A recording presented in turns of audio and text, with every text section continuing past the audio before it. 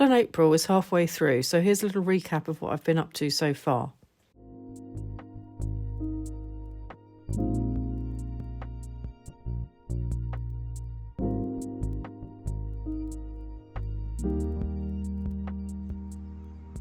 We've been really lucky with the weather and it's still lovely and warm and sunny at the moment.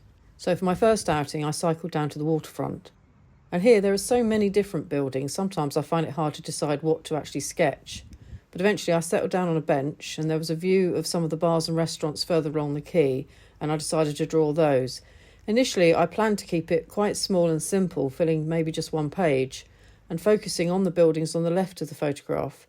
The main reason for this is I actually get quite bored drawing all those uniform rows of windows and balconies of the apartment buildings. But actually I found that once I started I got completely carried away. It was almost meditative, and I just kept going and going and going and going until I ended up filling an entire double page. But that's the beauty I find with sketching. Sometimes you just get totally lost in the moment, even when you're drawing something repetitive that you don't necessarily find particularly inspiring or exciting.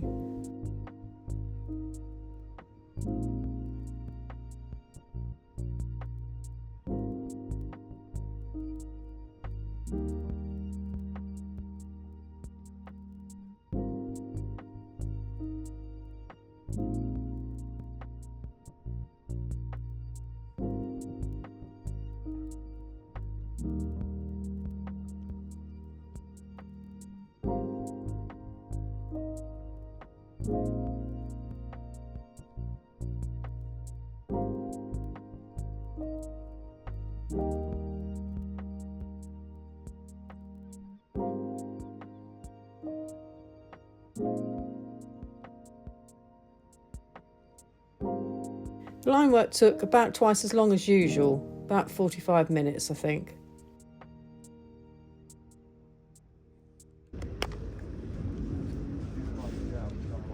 I'm using the Winsor & Newton pocket field box with professional grade watercolours and a Fumui travel brush set.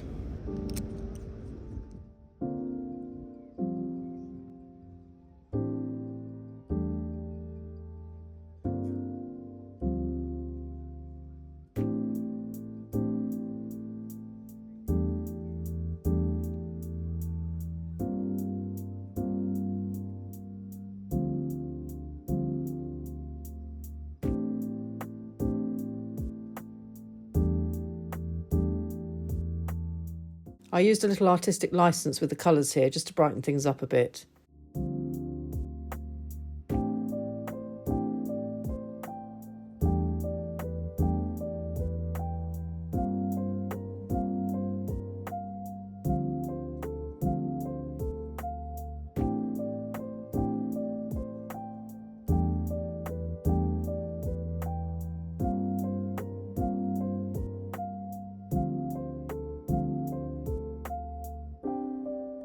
So the whole sketch took in total just over an hour. I spent about 20 minutes on the wash and, as I said earlier, 45 minutes on the line work. But I'm actually really happy with the result of this one.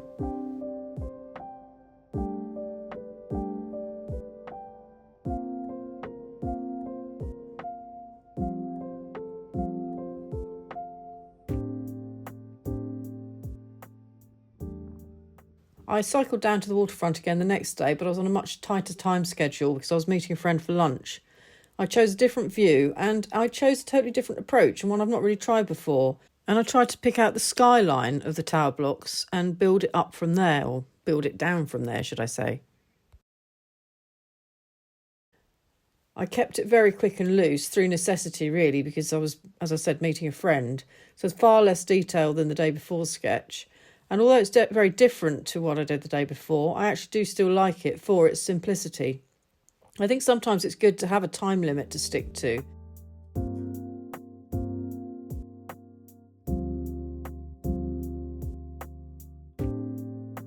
This one took just over 20 minutes in total, with about 15 minutes spent on the line work and about 5 on the colour wash.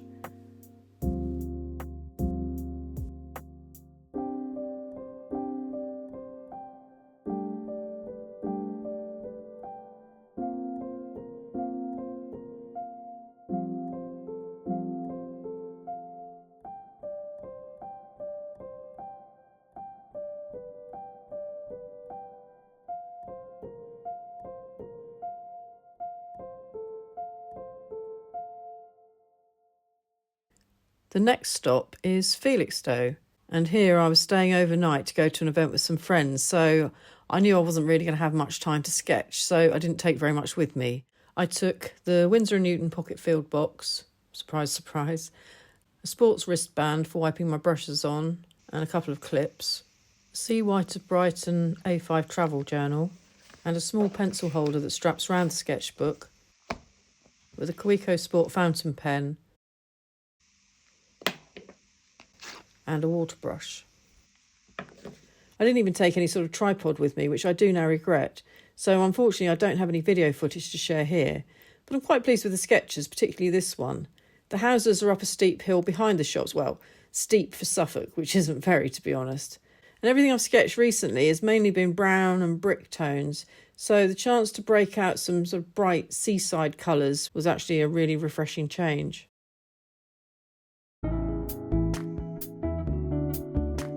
The next stop was Woodbridge, where I met a friend and fellow sketcher, and we found a bench to sit on to sketch the tide mill.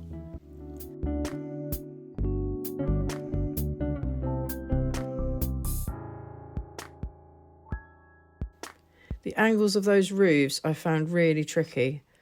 I tried to follow my own advice and visualise the hands of a clock to help get the angles more precise.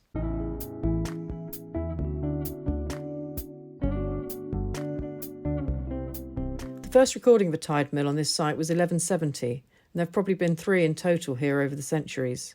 This one passed through the hands of various private owners until it was rebuilt in the 17th century.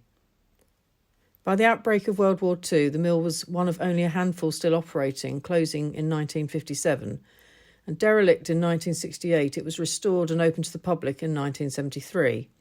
But in 2011, it actually underwent a complete restoration, including a new water wheel and machinery, and it's now the only tide mill in the whole of the UK that can grind wheat grain and produce wholemeal flour.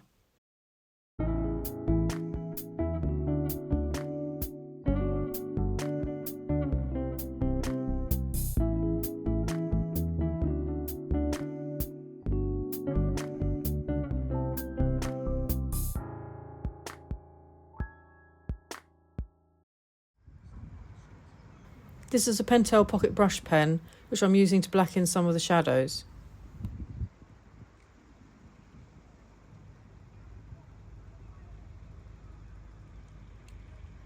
And just for a change, out comes the Winsor & Newton pocket field box.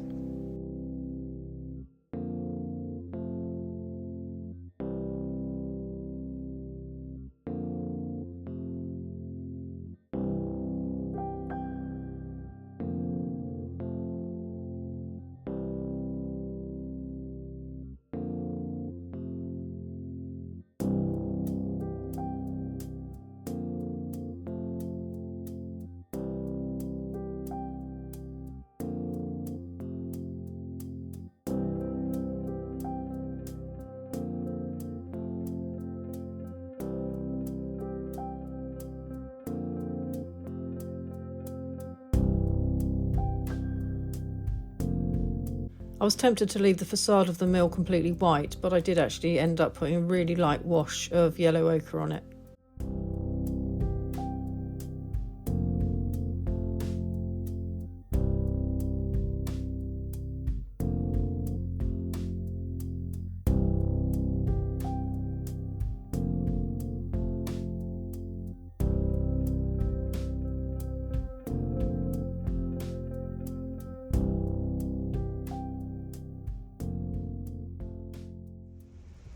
My next trip was to a local park to see what took my eye.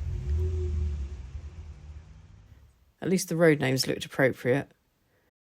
I didn't have much time, so I picked a relatively simple subject and I didn't actually film anything.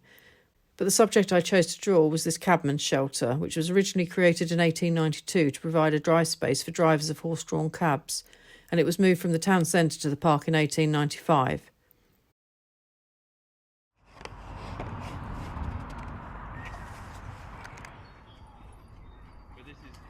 Hello.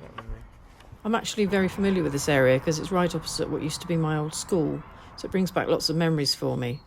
So I decided to come back the next day when I had more time and paint one of the buildings that I remember so well. This red brick house was where the school office and the headmistress's office were located. And while the school has long since moved to a much larger campus out of town, this and its surrounding buildings are now private houses, and they still look pretty much the same as they did all those years ago. In fact, I can still feel the fear of being summoned to the headmistress's office. So maybe that's why it all went wrong. I started boldly with pen, but soon realised I got my proportions completely way off. So far off that there was really no way back from it. I very rarely give up and start again from scratch, but this time there was absolutely no way I could see to rescue it. And I did really want to get this one right. So reluctantly, I moved a bit further along the park's perimeter, and I tackled it from a more interesting perspective, actually from inside the cabman's hut that I sketched the day before. And I played it safe this time by sketching out the big shapes with watercolour pencil. Things looked a lot better this time round, so I think the 5 minutes spent with the pencil was time well spent. And then I moved on to pen.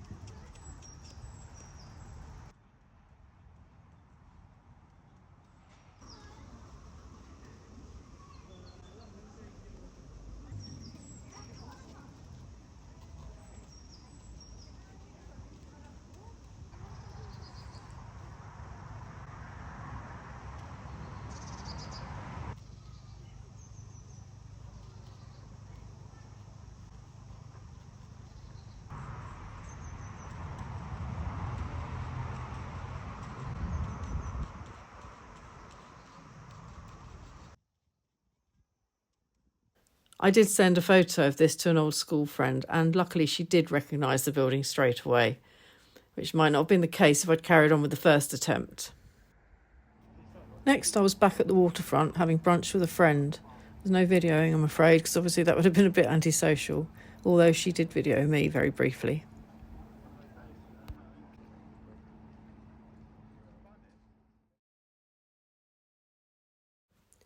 And next, I'm in Lavenham, Britain's best preserved medieval village. Here I was absolutely spoilt for choice, with so many beautiful buildings to sketch. So you might wonder, why did I pick this relatively mundane building as my subject? Well, the reason was really down to how busy Lavenham was, particularly on that day, hot and sunny in the Easter holidays, which made it really hard to find a spot to sketch where I wasn't in the way or in the limelight.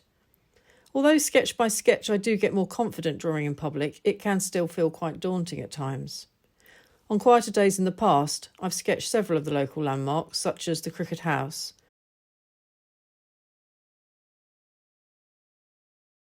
and the De Vere House, a Grade 1 listed medieval townhouse that featured as Goodrich Hollow in the filming of Harry Potter. And I do plan to come back and sketch it again so I can film it for a future video. Jane, the lovely owner of the De Vere House, showed me round inside last time, and hopefully I might be able to share some footage here next time, with her permission. Are you drawing the street? Just a little sketch of the street. Oh, it's lovely. Well, thank you. It's quite a lot to draw. I know. Wow. At least you don't have to worry about straight lines, though. Yeah. You don't want any straight lines. Not in Lebanon, no. Full disclosure, I did the line work on location, but I actually added the watercolour wash when I got home. I was standing in the doorway of a clothing boutique, with the owner's permission, of course, and I didn't want to risk splashing anything around me. And finally, on to my last sketch of the first 2 weeks, which brings me back in Woodbridge. And a coffee at the Boathouse kitchen presented an opportunity to sketch some of the surrounding buildings. I started a bit too big, or maybe too far down the page, or both. I would have liked to have included more of the tables and people sitting outside the coffee shops and restaurants, but I ran out of room. There were also a few more of my dreaded balconies.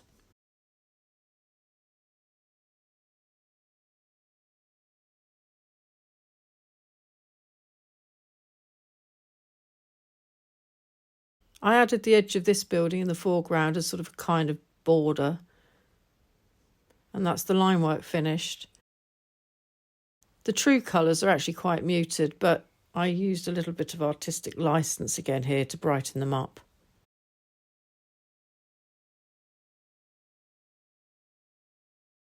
Well, I hope you've enjoyed this recap of my first 2 weeks of my first PleinAirpril. And do let me know in the comments if you are doing it and how you're getting on, and if you're sharing your works online anywhere. Thanks for watching. Happy sketching.